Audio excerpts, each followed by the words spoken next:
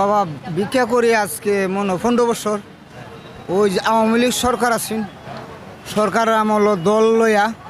হ্যাঁ, আমি বাবা বিএনপির অরিজিনাল কর্মী। হ্যাঁ, তাহলে মন্ত্রী বাঙ্গাত লাগাই এমন একটা মার দিছে, আমার কোমরের কাম শেষ।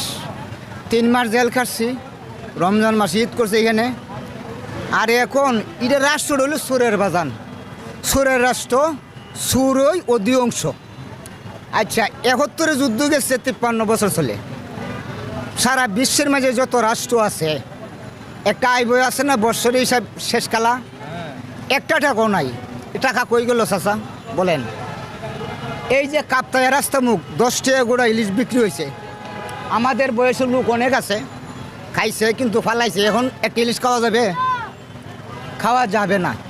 তে বাবা চলি, কিন্তু একটা বাড়ি পাইছি আওয়ামী লীগ সরকারের আমলো। কীভাবে পাইছি? নেতা ধরিয়া বাড়ি পাইছি, গড় পাইছি বাজান। এছাড়া আর কোনো সম্ভব নাই।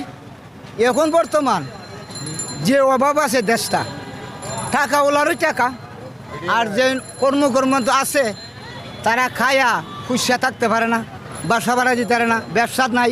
এই হলো পদ্ধতি।